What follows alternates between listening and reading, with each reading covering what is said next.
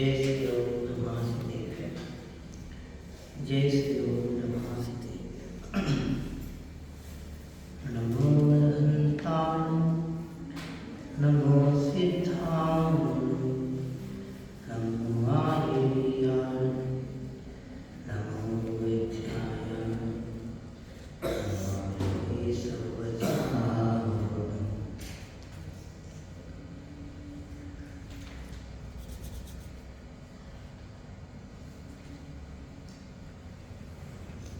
मंगलम भगवान वीरो, मंगलम गौतमो गणेश, मंगलम कुंदकुंदार्यो, धर्मोऽस्तु मंगलम्।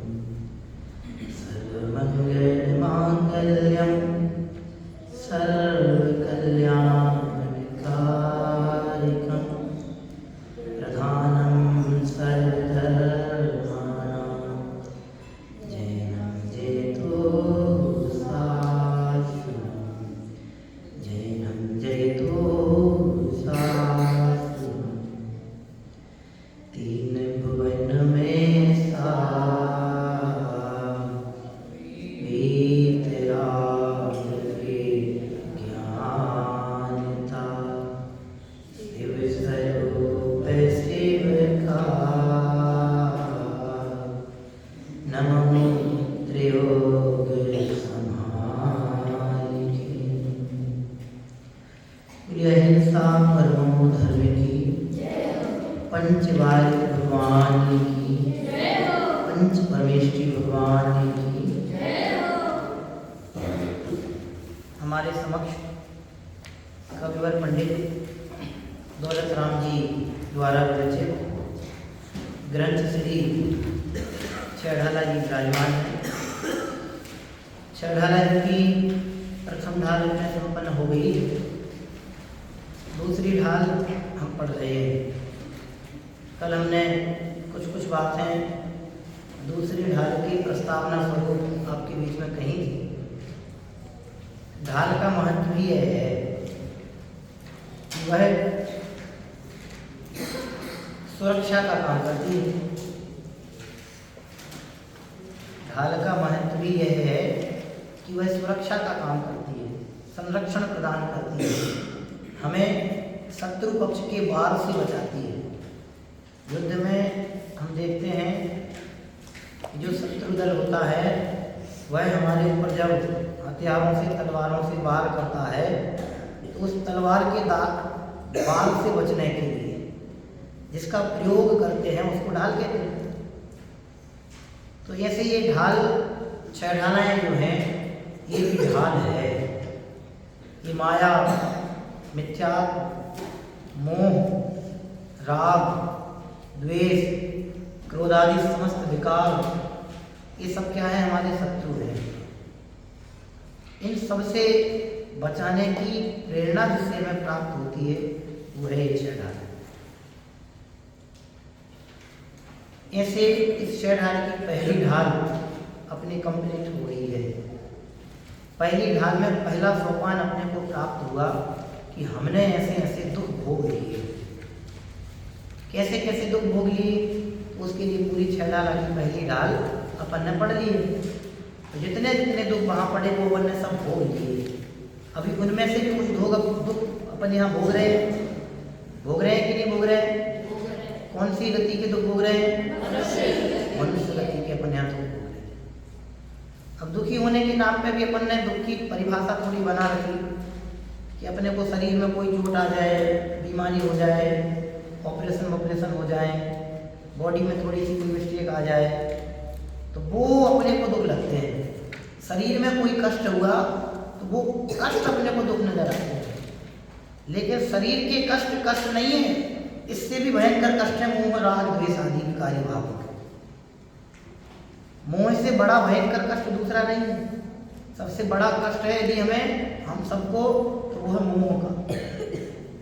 मोह भयंकर पीड़ा देता है। आप शरीर की पीड़ाएं सहन कर सकते हैं, आप सर्जरी हुई हो उसकी पीड़ा आप सहन कर सकते हैं, कैंसर हो जाता है, उसकी पीड़ा आप सहन कर सकते हैं, लोग करते हैं। बीमारियों की पीड़ाएं सहन की जा सकती हैं, लेकिन मोह द्वारा उत्पन्न जो पीड़ाएं होती हैं वो असहनीय होती हैं। उदाहरण के लिए आप देखो, रामचंद्र जी जो कैसे थे, तद्भव मोक्षगामी थे। तद्भव मोक्षगामी माने उसी भाव से मोक्ष जाएंगे। वे रामचंद्र जी भी मोह से परेशान हो गए थे। उनका अपने अनुज यानी कि लक्ष्मण छोटे भाई के प्रति बहुत मोह था, बहुत अपनापन था, बहुत ममत्व था। तो वे उस मोह के कारण परेशान हो गए। लक्ष्मण जी की मृत्यु हुई तो वे लक्ष्मण जी की डेड बॉडी अपने कंधे पे लेके 6 महीने तक घूमते रहे। हाय लक्ष्मण, मेरा लक्ष्मण, प्यारा लक्ष्मण, ऐसे कंधे पे लेके घूमते रहे। नगर नगर चिल्लाते रहे, लक्ष्मण लक्ष्मण। क्या है? बुखार की, बीमारियों की, शारीरिक कष्टों की पीड़ाएं सहन की जा सकती हैं, मोह द्वारा उत्पन्न पीड़ाएं सहन नहीं की जा पाती। अब वो पीड़ाएं बहुत हैं। ये तो एक एग्जाम्पल गिनाया मैंने आपको, रामचंद्र। आप देखो महाभारत के आप कितने उदाहरण देखना चाहते हैं। जब द्रौपदी को, आपने सुना होगा वैदिक जो महाभारत अपन पढ़ते हैं, दुशासन ने द्रौपदी का जब भरी सभा में चीरहरण किया तो मेरी पत्नी के साथ ऐसा हुआ, हे दुशासन, हम भी उसी जंघा पर बैठा के तेरे को छोड़ेंगे। शब्द दूसरे हो सकते हैं।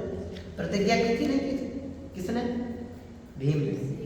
और युद्ध में भीम ने ही उसको किया था, ऐसा उसमें चलता है। तो ये प्रतिज्ञा किसके बल पे की? जो अंदर में उस पत्नी के प्रति राग पड़ा था ना, मोह राग, ये मेरी पत्नी, उसके कारण से उसने प्रतिज्ञा की, मेरी पत्नी का भरी सभा में अपमान। हम भी देखते हैं तो मोह के कारण जो उसके अंदर पीड़ा उत्पन्न हुई, उस पीड़ा के कारण उसने ऐसा निर्णय लिया। बहुत उदाहरण है, कदम कदम पे हर एक व्यक्ति मोह से ही पीड़ित है। सारी परेशानियों की जड़ है मोह। उस मोह के कारण हम और आप सब दुखी हैं।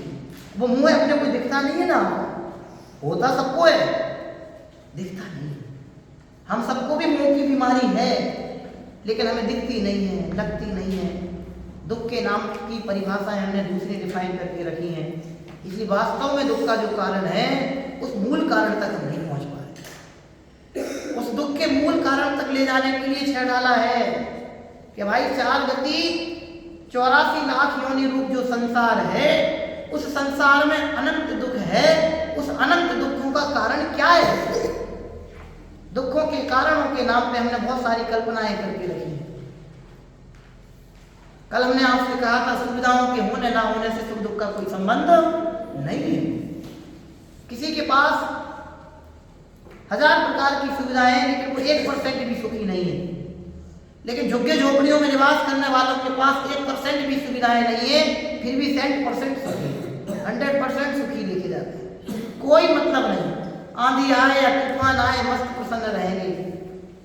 आप देखते होंगे स्टेशन के बाहर झोपड़ी बना के रहते हैं, बच्चे मिट्टी में खेल रहे हैं, भाई झोपड़ी के अंदर वो खाना बना रही है एक लेडी, और पिताजी बच्चे को लेके घूम रहे हैं, मस्ती से एंजॉय कर रहे हैं।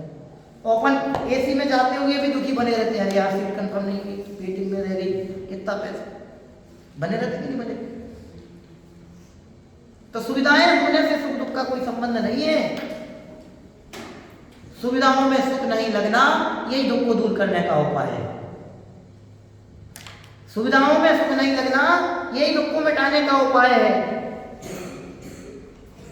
इसलिए निर्णय कराया कि संसार में कहीं भी सुख नहीं है। ये पहली ढाल हमें बिल्कुल पुकार पुकार के कहती है, एक भी जगह सुख नाम की इतनी सी भी कल्पना नहीं है।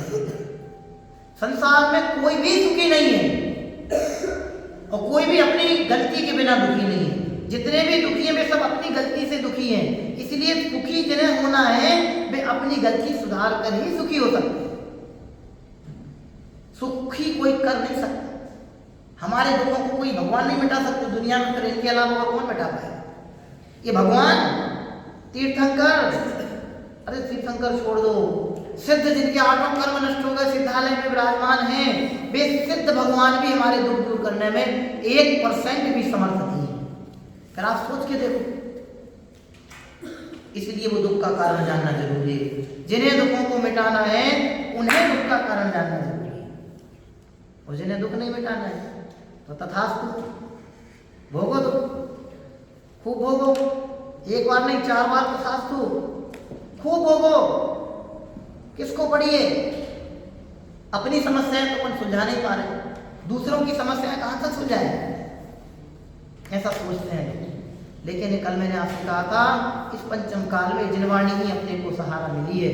जिनके घरों में जिनवाणी का आदर नहीं है, जिनवाणी का सम्मान नहीं है, जिनवाणी के प्रति विनय नहीं है, जिनवाणी के प्रति बहुमान नहीं है, जिनवाणी के प्रति भक्ति नहीं है, आप सोचो उन घरों का क्या माहौल, परिस्थितियां बनी। आज अपने को इतनी छोटी उम्र में जिनवाणी मिल गई, देवशास्त्र गुरु का समागम मिल गया, सच्चे संस्कार प्राप्त करने का आयतन मिल गया, इससे बड़ी विरासत अपने लिए दूसरी क्या होगी। आप सोचो कि कुंद महाराज ने आज से 2000 वर्ष पहले समयसार ग्रंथ की रचना की, बराबर। आप कल्पना करके देखो कि उनके 1000 वर्ष बाद आचार्य अमृतचंद महाराज की बात समझ में आई। 1000 वर्ष तक कोई समझ नहीं पाया, ऐसे समझ पाया तो वो लिख नहीं पाए। 1000 वर्ष बाद उनके अमृतचंद महाराज ने लिखा, और उसके भी कुछ समय बाद, कितने वर्ष बाद जयसेन महाराज ने लिखा। आप कल्पना करके तो देखो, सबको समझ में नहीं आती। हमें दुख बताए हैं इसलिए कि भैया इन दुखों के कारण जानने की कोशिश करो। ये दुख हो रहे हैं तो किस कारण से हो रहे हैं, इन दुखों के होने का कारण क्या है, वो कारण अब इस दूसरे हाल में हम पढ़ेंगे। उन दुखों के कारण क्या है, किस कारण से वे दुख होते हैं, उन दुखों का कारण है। आइए हम देखते हैं कि संसार में होने वाले जो अनंत दुख हैं, उन अनंत दुखों का कारण क्या है। सारे दुखों का एक ही कारण है। दुख के अनेक प्रकार हैं, कारण तो एक ही है। क्या कहा? दुख के अनेक प्रकार हैं, कारण तो एक ही है। और दूसरी तरफ से बोले कि दुख भी दुख ही है, दुख के भी प्रकार नहीं है, दुख तो दुख ही है। उसके कितने प्रकार हम बांटें, और कितने प्रकारों में दुख को बांटा जाए। ऐसा होता होगा मनुष्य गति के जीवों को अलग दुख की वेदना होती होगी, और मनुष्य गति के जीवों को दुख की वेदना अलग होती होगी, नरक गति के जीवों को दुख की वेदना अलग होती होगी। क्या नहीं? वेदना और दुख एक से ही होते हैं। दुख तो दुख है, उसको परिभाषित नहीं किया जा सकता। दुख का तो अनुभवन ही होता है।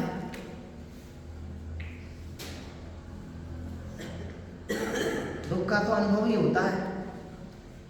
आपको क्या परेशानी है, आप पूरे शब्द नहीं दे पाएंगे, लेकिन अंदर ही अंदर घुटते रहेंगे, परेशान होते रहेंगे, दुखी होते रहेंगे।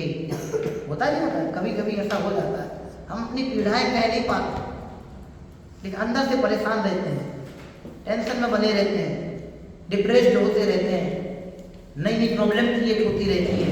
अरे उसका कारण सबका एक ही है, सच्ची समझ के अभाव में ही दुख होते हैं। क्या कहा? सच्ची समझ के अभाव में ही दुख होते हैं। तो फिर सुख कैसे होगा? क्या सच्ची समझ होने से ही सुखी हुआ जा सकता है? सच्ची समझ हुई तो दुख मिट गए। सच्ची समझ के अभाव में दुख होते हैं। जिनवाणी का कहा था, जिनवाणी से सच्ची समझ विकसित होती है, इसलिए जिनवाणी के प्रति आदर, इस जिनवाणी के प्रति बहुमान हमारा हमेशा सोते जागते उठते बैठते प्रत्येक परिस्थिति में बना रहना चाहिए। धन्य है उनके हाथ जिनको बचपन में जिनवाणी मिल जाती है, धन्य है उनकी आंखें जिनको बचपन से देवशास्त्र गुरु के दर्शन मिल जाते हैं, धन्य है वे मनुष्य जिनको देवशास्त्र गुरु का क्या होता है, क्या होता है, समागम प्राप्त है। आप सोचो कितने मनुष्य हैं, आपने यहाँ भी कॉलेज में 800-700 बच्चे आते हैं, उन्हें नहीं पता कि सच्चे भगवान का मानस स्तंभ बना है। कितने लोग आते मानस स्तंभ के साथ सेल्फी लेके चले जाते हैं, उन्हें नहीं पता कि भगवान है, 3 लोक के नाथ है। और हमें पता है कि 3 लोक के नाथ है, उसके बावजूद भी हम 3 लोक के नाथ की वंदना नहीं करें, तो फिर हमारे दुखों का अभाव कैसे होगा, हमारी सच्ची समझ कैसे विकसित होगी। ये तीर्थंकर भगवंतों का साक्षात समोसरण जिन मंदिर अपने को मिला है, ये मंदिर ईंट पत्थर से बना हुआ एक आयतन नहीं, इस सच्चे जिनेन्द्र भगवंतों के साक्षात पंचम काल के समोसरण है, पंचम काल के समोसरण है जिन मंदिर, और हमें मिल गए। आप मंदिर में बैठे हो, आप यहाँ खेलते हो, समोसरण में खेल रहे हो, समोसरण में बहुत सारी बापियां होती, उद्यान होते हैं, मनोरंजन के साधन होते हैं, नृत्य गान होते हैं, समूषण, आपको भी खेलने की बढ़िया कितनी अच्छी सुविधा है, मंदिर का समूषण, मंदिर का वातावरण। अब यहाँ रह के भी हम नहीं सीख पाए तो टोडरमल जी साहब कहते हैं कि हमारे अभाग्य की महिमा, तुम्हारे अभाग्य की महिमा हमसे नहीं कही जाती। इसलिए कारण अपने को जानना जरूरी है। उन दुखों का कारण क्या है पढ़ते हैं, देखो, संसार चतुर्गति में परिभ्रमण का कारण। पहली हेडलाइन क्या लिखी है? संसार चतुर्गति में परिभ्रमण का कारण। ये 4 गति 84 लाख योनि रूप संसार में भटकने का कारण क्या है?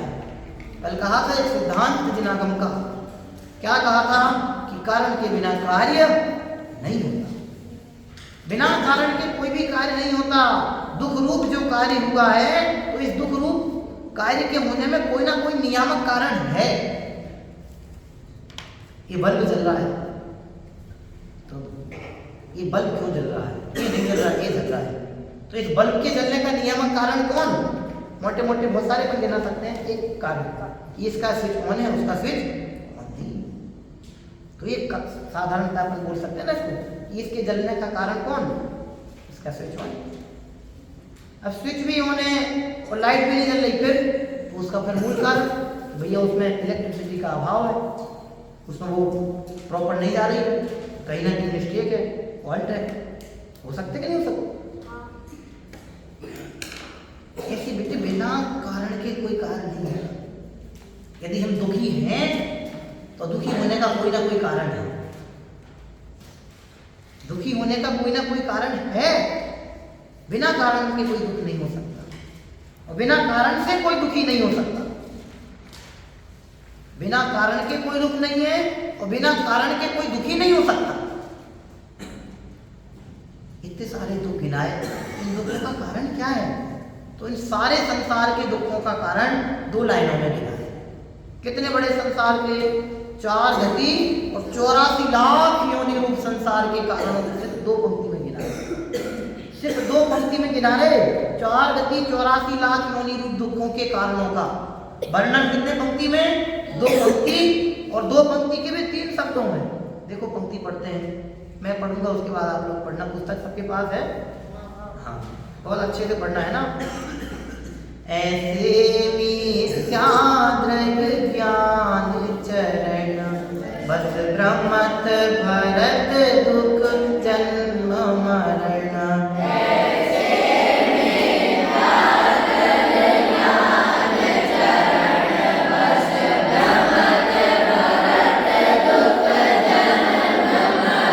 इतने अच्छे से पढ़ोगे, पढ़ते ही साथ याद हो जानी चाहिए। मैं बोलूंगा उसी तरीके से बोलना। ऐसे मिथ्या दृग ज्ञान चरण बस भ्रमत भरत दुख जन्म मरण।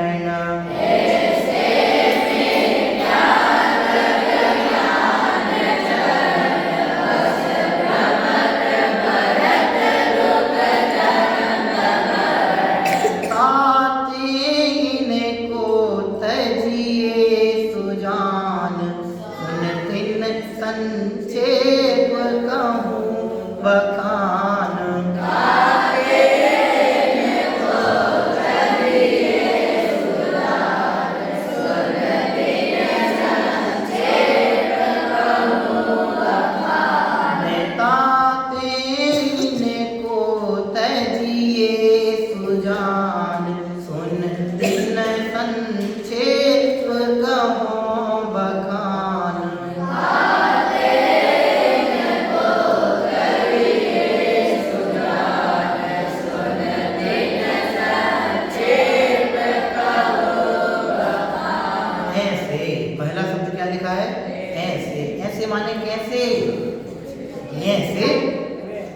कैसे? जैसे पढ़ के आए, पिछली ढाल में पढ़ के आए ना, जैसे जैसे दुख हम पढ़ के आए ना, वैसे दुखों का कारण क्या? कि इस प्रकार ये जो जीव है किसके कारण से? मिथ्या द्रग। मिथ्या माने झूठा, द्रग माने दर्शन। मिथ्या दर्शन, द्रग माने दर्शन, तो मिथ्या प्लस दर्शन इक्वल मिथ्या दर्शन। तो इस प्रकार मिथ्या दर्शन, ज्ञान मिथ्या ज्ञान, चरण बस, चरण माने चारित्र, मिथ्या चारित्र, एक मिथ्या शब्द तीनों में जुड़ेगा। तो इस प्रकार मिथ्या दर्शन, मिथ्या ज्ञान और मिथ्या चारित्र। अगला शब्द क्या लिखा? बस। क्या लिखा? बस। बस माने बस नहीं, बस माने वशीभूत होकर। इस प्रकार यह जीव मिथ्या दर्शन, मिथ्या ज्ञान और मिथ्या चारित्र के वशीभूत होकर, उनके बस होकर क्या करता है? भ्रमण, भरत, दुख, जन्म, मरण। भ्रमण माने भटकता है, भरत, भरत माने भरत चक्रवर्ती है, भरत माने भोगता हुआ, भ्रमत यानी भटकता है, भ्रमत यानी भटकता है और भरत यानी भोगता हुआ। क्या करता है? दुख। क्या भोगता हुआ? दुख भोगता हुआ। क्या करता है? जन्म मरण, जन्म मरण करता रहता है। इस प्रकार यह जीव मिथ्या दर्शन, मिथ्या ज्ञान और मिथ्या चारित्र के वशीभूत होकर क्या करता है?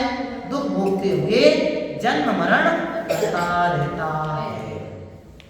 ये पहली लाइन हो गई।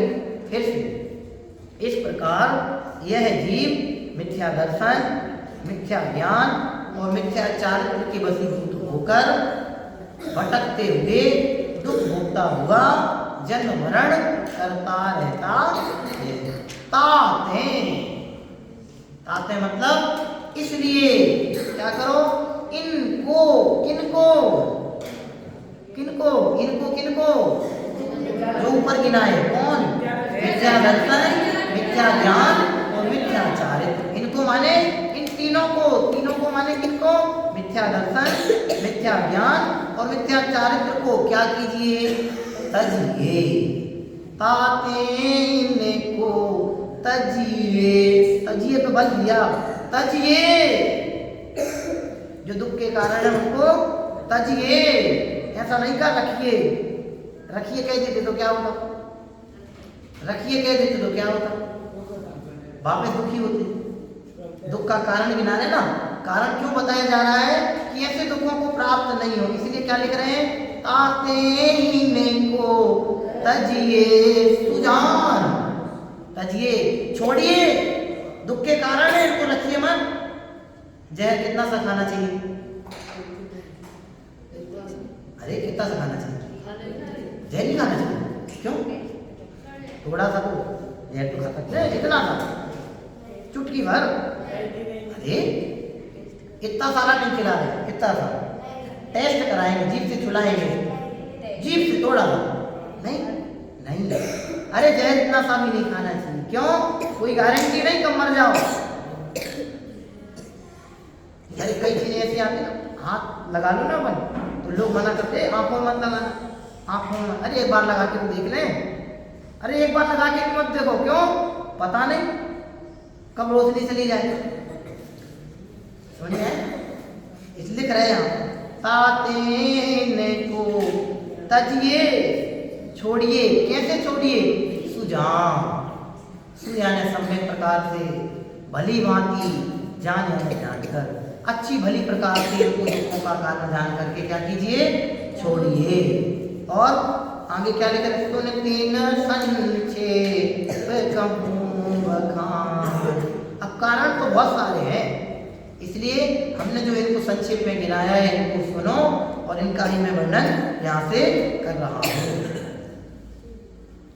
किनका वर्णन कर रहा हूँ?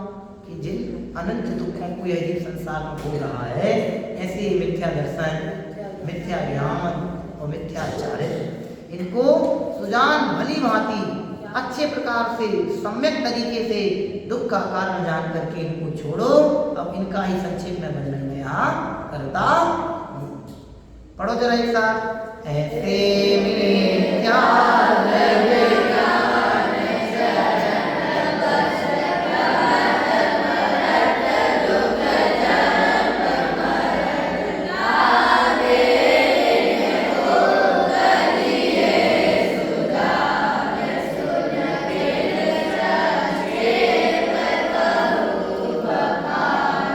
यहाँ पे ऐसा गिनाया है कि मिथ्या दर्शन, मिथ्या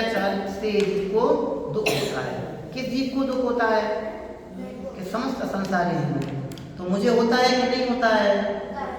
होता है। क्यों होता है? बहुत अच्छा उत्तर आना चाहिए। क्यों होता है? हाँ, वेरी गुड, क्योंकि हम सब भी कहते हैं तो यह जीव मिथ्या दर्शन, मिथ्या ज्ञान, मिथ्याचार से ही होता है। इसलिए जो शुभाशुभ रागादि विकार तथा पर के साथ एकत्व की श्रद्धा, ज्ञान और मिथ्या आचरण से ही दुखी होता है, क्योंकि कोई संयोग सुख दुख का कारण नहीं हो सकता। ऐसा जानकर सुखार्थी को इन मिथ्या भावों का त्याग करना चाहिए। इसलिए मैं यहाँ संक्षेप से उन क्रियाओं का वर्णन करता।